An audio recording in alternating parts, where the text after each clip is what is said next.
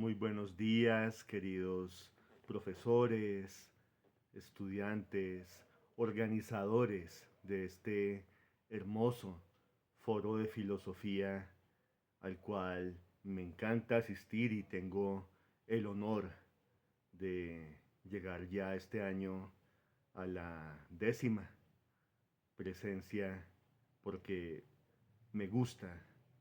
Creo que el filósofo tiene que estar conectado con la juventud, con los estudiantes, con los colegios, porque es una forma de actuar, de poner en práctica la filosofía.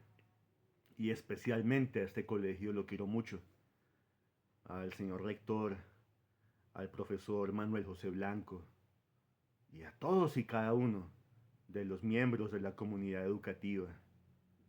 Los aprecio muchísimo y he tenido el gusto de compartir con ellos.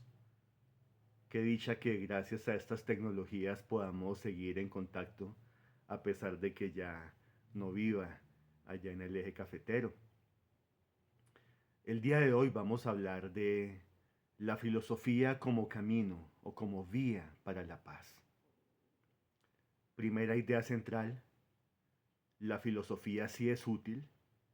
A veces las personas que no están muy informadas tienden a pensar que el filósofo anda por allá en la nebulosa, dedicado a problemas abstractos y que no puede cambiar la realidad, que no puede modificar la realidad. Y es todo lo contrario. La filosofía tiene una praxis y si miramos atentamente la historia, vemos que las ideas mueven el mundo. Las corrientes filosóficas producen los grandes cambios sociales y culturales. Y la historia misma va danzando según la melodía que los filósofos vayan componiendo. Segunda idea, como ya sabemos que las ideas cambian el mundo, que las ideas hacen un cambio a nivel macro, a pesar de que sean concebidas en ese espacio reflexivo de pensamiento de cada autor, de cada filósofo, pues podemos efectivamente construir una sociedad pacífica, podemos tener un mundo en paz desde la filosofía. Tercera idea, así como esta praxis filosófica es posible y como las ideas cambian el mundo y mueven la historia, pues nos situamos en esta época. ¿Qué tenemos en esta época? Un mundo post pandemia, un mundo muy asustado, un mundo con grandes incertidumbres en lo económico, en lo ecológico y en lo geopolítico. En lo económico, altibajos. Algunos países viven unas bonanzas muy interesantes, otros países se ven desacelerados y otros países eh, nos estamos enfrentando, por ejemplo, en la región América Latina, a unos interesantes cambios de paradigma que requieren mucha astucia y mucha prudencia, porque no siempre el libre mercado es amable con los débiles o con las economías emergentes. Mm, Hay también incertidumbre en lo ecológico. Los expertos nos advierten de un gran periodo de extinción masiva que se nos avecina. El calentamiento global es un hecho. Mm, la posibilidad de un colapso planetario también es grande.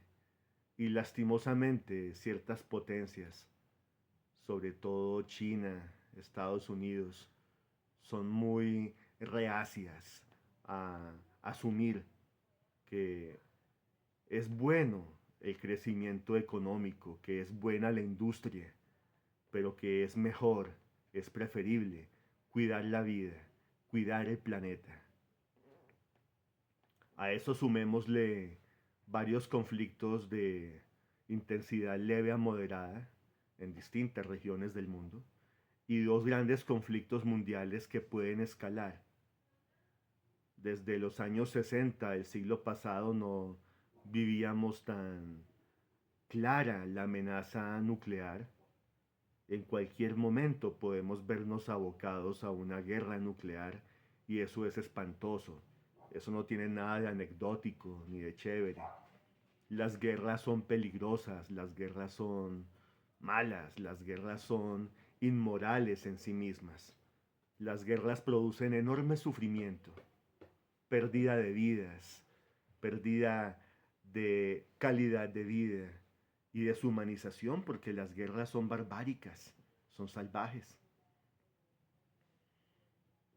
La invasión de Rusia a Ucrania es un campanazo de alerta para toda Europa del Este y también para la misma Unión Europea. Las democracias a veces frágiles en cuanto a lo militar pueden ser violentadas por un régimen totalitario, duro, que tenga más poderío en cuanto a ejércitos y armas. Y lo que estamos viendo en Palestina es impresentable.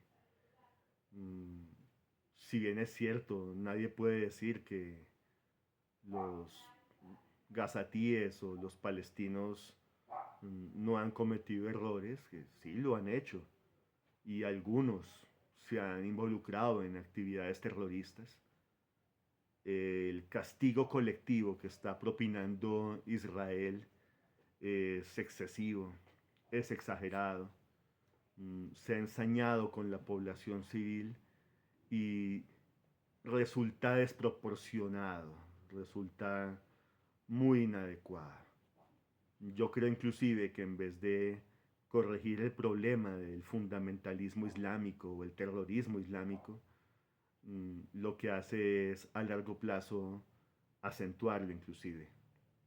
Entonces, fíjense que tenemos una necesidad histórica en esta época de buscar paz.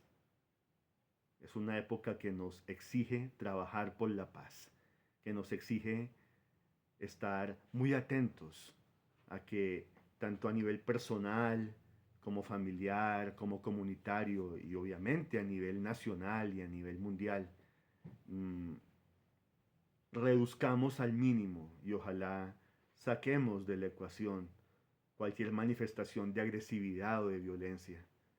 Y es una época que nos exige un compromiso firme, un compromiso innegociable, un compromiso inquebrantable con la paz. Nunca antes había sido tan necesario buscar la paz y trabajar por una sociedad más humana, más solidaria, más amorosa, más empática. Creo que la situación a nivel... Vengan y subo aquí el gran Tommy, aquí se los presento. A veces se pone bravo como lo pueden ver, pero me estaba pidiendo que lo acaricie. Creo que la filosofía tiene mucho que decir. Es un error de los políticos, es un error de los líderes sociales ignorar a los filósofos, porque los filósofos podemos guiar y podemos orientar. Y estamos ya llegando al núcleo de esta ponencia, y es que efectivamente la filosofía es un camino de paz. De distintas maneras, como ya iremos viendo. Primero, la filosofía nos enseña a pensar, y eso ya de por sí es un avance hacia la paz. Cuando se piensa antes de actuar, cuando se tiene un cerebro entrenado para pensar, pues es mucho menos probable que se dé un acto salvaje, un acto barbárico, como ir a agredir, insultar o golpear a otra persona. Otro elemento, la filosofía nos acostumbra a ser mucho más reflexivos. Quien filosofa se entrena en la reflexión. Y cuando podemos reflexionar, claro, somos mucho menos proclives a la impulsividad, a las conductas en cortocircuito, al pasar al acto de manera eh, intempestiva, irracional.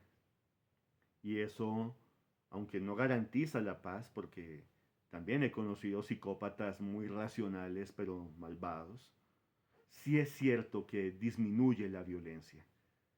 Si las personas hacen un alto en el camino, piensan antes de actuar, reflexionan sobre las consecuencias de cada acto, tienen una mentalización, una capacidad de anticiparse a lo que puede suceder en el caso de tomar determinada decisión o ejecutar determinada acción, pues sí, son personas que tienden a resolver los conflictos de manera más pacífica, usando la argumentación y la asertividad. Otro elemento es que la filosofía brinda serenidad. El filósofo aprende a vivir bien, porque la filosofía es un llamado a eso, al vivir una vida plena. Y claro, por supuesto que si logramos entender que estamos llamados a la felicidad y a vivir una vida plena, pues somos mucho más pacíficos. ¿Por qué? Porque la guerra o la violencia en todas sus manifestaciones, violencia verbal, violencia simbólica, violencia cultural, microviolencias, etcétera, hasta las formas más feas, ¿no? El homicidio, la guerra, que son tan catastróficos, tan calamitosos, mmm, encontramos que, sí, el hombre prudente, el ser humano que vive sabiamente, trata de vivir en paz porque la paz se asocia a la felicidad, la paz se asocia a la plenitud de vida, la paz se asocia a la prosperidad, la paz se asocia al progreso, no solamente personal, al progreso social también, global, macroeconómico. La filosofía también contribuye a la paz, en el sentido en que nos enseña a amar. Basta este ejemplo. Amar a todas las criaturas. La filosofía enseña que detrás de cada ser viviente hay una dignidad, hay una esencia propia. Los animales, por supuesto que tienen también una personalidad, una mente, un psiquismo que debemos cuidar. El hecho de filosofar nos da la humildad suficiente para entender que no podemos sentirnos ni el centro del mundo, ni los seres más importantes del planeta. Varones y mujeres compartimos este planeta con toda una enorme variedad de especies, animales y también vegetales. Y filosofar nos da cierto gusto por la vida en todas sus manifestaciones, cierto respeto y cierta conciencia de lo sagrado de la vida en todas sus manifestaciones. Y por eso es que es bueno filosofar, porque nos ayuda también a sentirnos más comprometidos con nuestra casa común, con nuestro planeta. La filosofía por eso es ecologista. La filosofía por eso es respetuosa con el hombre y al mismo tiempo respetuosa con las otras especies. La filosofía es noble. La filosofía nos enseña a cuidar, a valorar al prójimo, siendo ese prójimo un caballo, otra persona humana, un perro, un gato, lo que ustedes deseen, un árbol. Ese cariño, esa empatía por el prójimo, ese respeto por el prójimo, creo que son fundamentales para entender que se puede vivir en paz. Esto es, queridos, qué gustazo haber estado de nuevo con ustedes y estaré muy atento a las preguntas que me envíe el profesor Blanco para poderlas contestar también a través de un video. Un abrazo fuerte, los quiero mucho y que Dios los bendiga. Hasta luego.